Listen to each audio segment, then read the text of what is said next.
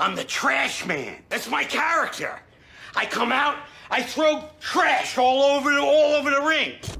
Hey, what's up guys? Thank you for tuning in here. Today's video, I wanted to take a dip back into the Transformers Studio Series 86 line. So today the spotlight is on Voyager class Wreck-Gar. This guy again does come from the Studio Series 86 line, so this line really does focus on the cartoon accuracy that they can get from these robots, and this guy does not disappoint in that area at all. He's just got such a specific silhouette, no kibble or really anything to him, nothing that's hanging off or falling off here, especially for his motorcycle mode, and he just really fills out the shape perfectly. And compare him here to his cartoon model, it just... yeah, I don't know, it doesn't get much more accurate than this. This guy is a ton of curves and soft angles that are really edged out and built by straight lines and hard angles, so his chest is pretty boxy here in the shape, and as well as his shoulders, but they curve out to this nice kind of rounded forearm down here and through his legs, and his legs kind of elongate out to kind of this boot cut, I suppose. But all of it kind of comes together for this really nice solid aesthetic where nothing really feels like it's taking over, and again, it just kind of feels like that fluid animation. And the head sculpt is just absolute perfection. Just look at that. It has this really nice gray paint on it, and the mustache and goatee are painted a really nice brown. So you'll see there's a little separation in the goatee where it connects to the chin, but I thought that was only on mine, but looking at a lot of photos and reviews, that seems to be pretty common. And yes, even though his eyes are up here, if you take a look at his chest, he does have his little titty turrets. So these are really weird. The animation has them, so I guess the figure has to have them. This one's kind of chewed. It has this little nick in it. He's supposed to be made out of garbage. I don't care. But they are ball jointed, so you can kind of just have these looking all different ways. And these are also compatible with the Siege Blast effect. So there's that.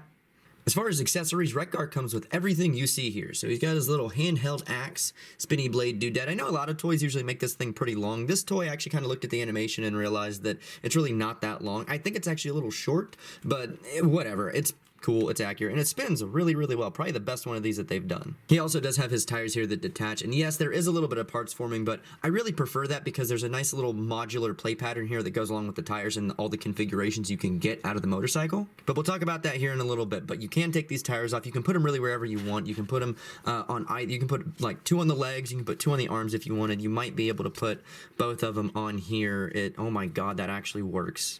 I hate this. So yes, you can put these absolutely anywhere you want them. I think that's a little cool and a little weird. Wreck-Gar as a figure moves about as well as he looks like he does, which is really well. So his head is on a ball joint here, so you don't get much down, but you do get a little bit of up, and it does rotate 360 degrees. His shoulders are going to rotate 360, but they will get knocked by this handlebar back here, so you have to kind of move them out of the way. The arms go in and out that much, which is a lot, and has this really nice sculpted robot, like ratcheted gear joint detail, whatever. It's just really cool, makes it look like it's extending. Biceps rotate 360. His elbows do also bend 90 degrees, and if you would also like to break his arm, you can do that too. Because of the transformation, the wrists kind of flick in and out, but you can also get some 360 rotation out of them as well. His waist can rotate 360 degrees on a swivel, and also because he has this neat transformation step where all of his like robot junk kind of collapses up on these panels that cover his crotch, he has this hinge right here that abs for abdominal movement. So it's just a really nice crunch that you can see, and it's really unintentional only because of the transformation, but you get some really cool poses and display out of that, and that's just really cool because that's joints that you just do not see in Transformers. If you flip up his saddlebags, his legs down here are on some soft ratchets at the hips, so you get a little bit of kind of pivotal movement like that, and then they go all the way up and a little bit past just like that. You're also going to get a 360 degree thigh swivel. His legs are going to go forward and backward that much. You're going to get just shy 90 degrees on the back end of the knee, and awkwardly enough, the same thing on the front. And his ankles are pivoted for forward and up movement, and also some side to side with that separation piece down there. That is some really cool detail. Now to compare with his previous iteration, I do not have Power of the Primus Wreck-Gar because I just never really liked the look of that toy.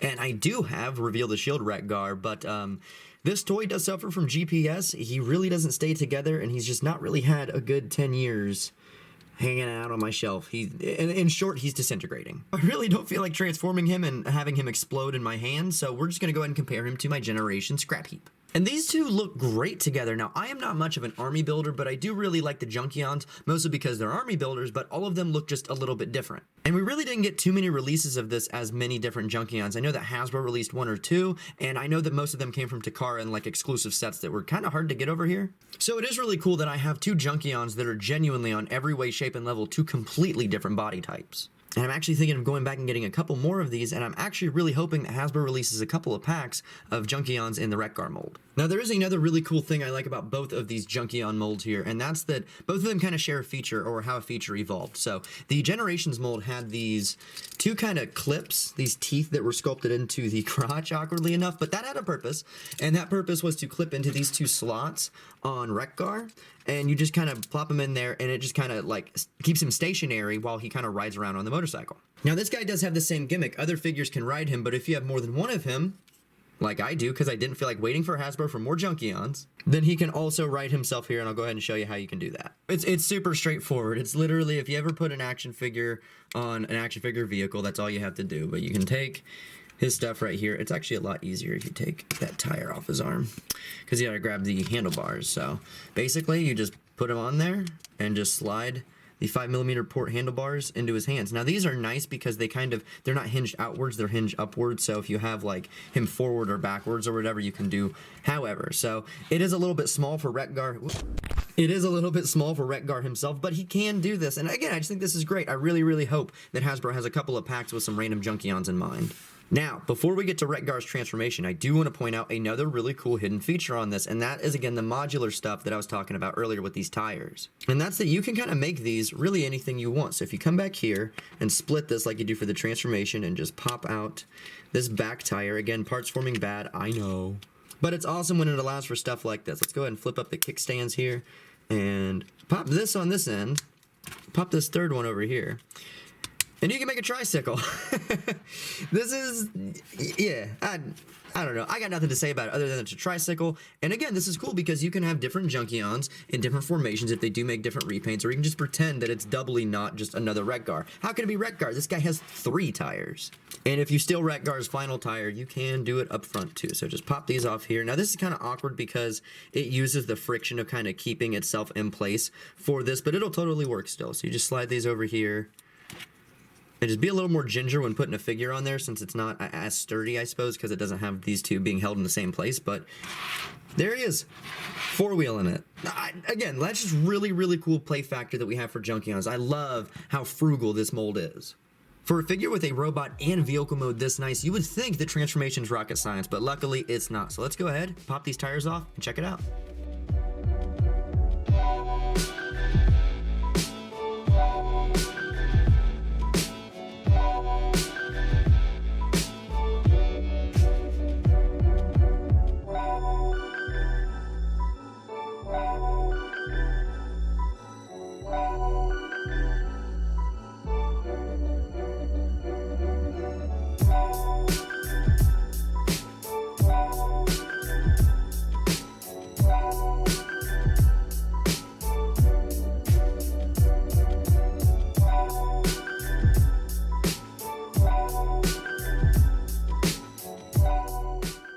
And here we have Wreck-Gar in his motorcycle mode. Now, kind of spoilers from earlier since we kind of already saw this, but hey, this is this one in motorcycle mode, so it's different, right? And what a nice motorcycle mode. Again, his cannons up here are still posable, so kind of pulling double duty. He has some motorcycle artillery there on the front. And another really, really great detail in this are the kickstands back here. So you just flip these out of the back of the calves like that. And that's exactly how you get some kickstands, and you don't have to worry about him wobbling, keeling over, anything like that.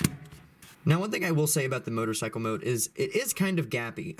You have a little bit of a pretty decent gap here at the front and one right here through the middle. Now, I'm not really bothered by this because this kind of allows for this to spin. It doesn't look like it's out of place, and the figure itself is so skinny already.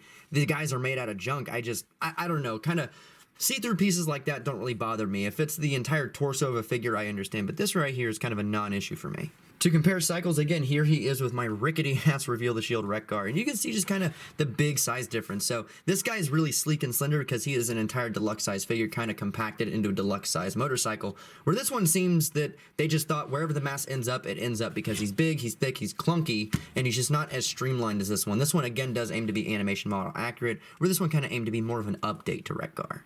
Either way, again, they look really nice together, and I like that this one, I can pretend that this is not Wreck-Gar because I'll never see his head sculpt ever again, and this motorcycle can just hang out, and his handlebar fell off. We're just gonna let's just get this out of here. But also, if you would like, you can take those Generations Junkions, and again, just like him, his regular self, he can ride himself. You just slide it in there in the 5mm, and this looks pretty natural. This looks really good with a deluxe class size figure with him instead of himself. But yeah, this right here, they just look phenomenal together. Give me a junk heap in this mold here. Just make like 6 of them. And for anybody who likes weapon storage in vehicle mode like I do, you just gotta come back here to this little stand post right here underneath the screw hole, and this little post right here in the axe, and you just put it there. I kind of put it on the side. I don't know, it kind of looks like a windmill, like decoration, like a child's bicycle, but I don't know. There's that. And here are my 2 Gars next to each other. And just one quick thing before I get to my final thoughts are these 2 spikes up here at the front. I wanted to talk about these real quick. This is my first Wreck-Gar, and this is my second Wreck-Gar. These ones came pretty straight, except for this one's a little curled on the back. Both of these are very curled. So I've seen a couple of Wreck-Gars in person. Most of them kind of look like this. You can fix this with some heat, with either a hair dryer or a little bit of heat from a heat gun. They are soft rubber, but they are not the type of rubber that'll kind of bend on impact. So just a heads up about that. You may get some good ones or may get some funny looking ones.